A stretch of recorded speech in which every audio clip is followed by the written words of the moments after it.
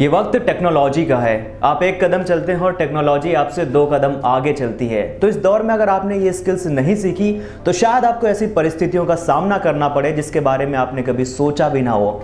आज हम जिस टेक्नोलॉजी के बारे में बात करने वाले हैं वो जुड़ी है आर्टिफिशियल इंटेलिजेंस से, जिसकी मदद से आप किसी से भी बात कर सकते हैं। जी हाँ, किसी से भी, चाहे भले ही उस इंसान की मृत्यु आज से 100 साल पहले हो चुकी हो, आप उससे भी बात कर सकते हैं। तो चलिए जानते हैं कि आखिर ये टेक्नोलॉजी है क्या।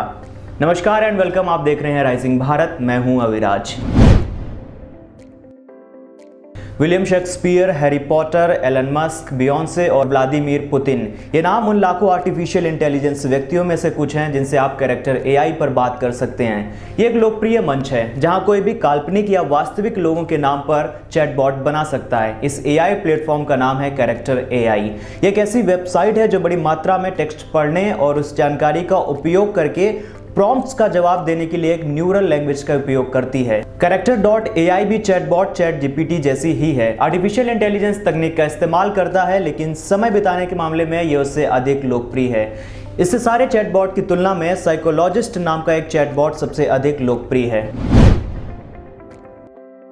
साइकोलॉजिस्ट को ब्लेजमैन 98 नाम के एक यूजर ने करीब 1 साल पहले बनाया था। Involved in inventing a lot of the technology behind large language models, but this is a technology that has like a billion use cases, and it's something where you will no longer need a developer to invent like a billion new applications. Users can just talk to the thing and come up with new value. इस chatbot पर अब तक 78 million message share किए गए हैं। इसमें से 18 million तो नवंबर के बाद से ही आए हैं। इस चैटबॉट का परिचय जीवन में आने वाली कठिनाइयों में मदद करने वाले व्यक्ति के रूप में दिया गया है।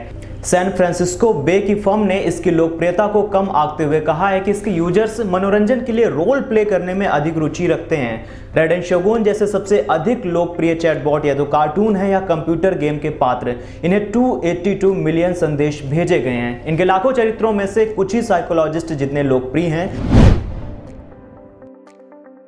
देखिए, अभी हम जिस साइकोलॉजिस्ट की बात कर रहे हैं वो एक चैटबॉट है। इसे आर्टिफिशियल इंटेलिजेंस की मदद से बनाया गया है। कुल मिलाकर ये रियल नहीं है, ये एक वर्चुअल कैरेक्टर है। लेकिन इसके बारे में असली साइकोलॉजिस्ट क्या सोचते हैं, असली मतलब जिनके आमने सामने बैठकर आप और हम बात कर सकते हैं, क्योंकि वो वर्चुअल नहीं, रियल दुनिया के साइकोलॉजिस्ट हैं। तो चलिए जानते हैं कि वो इनके बारे में क्या सोचते हैं। थेरेसा प्लेवमैन एक प्रोफेशनल साइकेट्रिस्ट हैं। वो कहती हैं कि उन्हें आश्चर्य नहीं है कि वे इस प्रकार की थेरेपी युवा पीढ़ी में लोकप्रिय है, लेकिन वे इस बात पर सवाल उठाती हैं कि ये काम कितना करता है।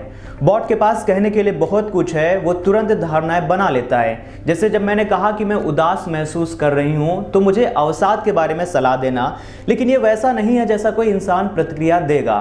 थेरेसा कहती है कि बॉट वे सभी जानकारियां जमा करने में विफल रहता है जो कि इंसान चाहता है। वह एक सक्षम चिकित्सक नहीं है, लेकिन इसकी तत्काल और सहज प्रकृति उन लोगों के लिए उपयोगी हो सकती है जिन्हें मदद की जरूरत है।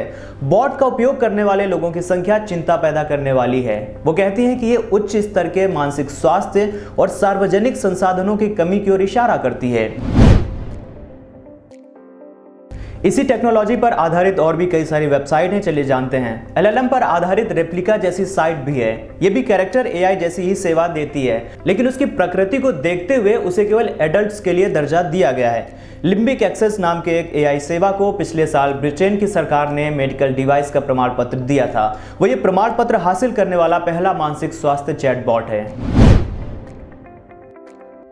देखिए, मैं आप सभी को एक रिमाइंडर देना चाहता हूं कि इसमें इस्तेमाल की गई तकनीक जिसे लार्ज लैंग्वेज मॉडल यानी कि एलएलएम कहा जाता है, ये उस तरह से नहीं सोचती है जैसा कि इंसान सोचता है। तो आप सोच कर देखिए, अगर लोग अपना साइकेट्रिस्ट एक एआई चैटबॉट को बना रहे हैं तो कितनी गंभीर बात है। हो सकता है ये कुछ वक्त के लिए ये आपके लिए मददगार साबित हो, मगर लॉन्ग रन के लिए ये बिल्कुल भी अच्छा नहीं है। मैं आपसे ये नहीं कह रहा हूं कि टेक्नोलॉजी बुरी है, आप इसे इस्तेमाल मत कीजिए, लेकिन आप अपना अच्छा या बुरा देखकर इसको इस्तेमाल कीजिए, क्योंकि ये जो वक्त है ये टेक्नोलॉजी और आर्टिफिशियल इंटेलिजेंस का वक्त है। तो आप बिना इसको सीखे कैसे रह सकते हैं। और सीखने के लिए सब्सक्राइब करिए राइजिंग भारत को। फिलहाल आज के लिए इतना ही। देखते रहिए राइजिंग भारत। शुक्रिया।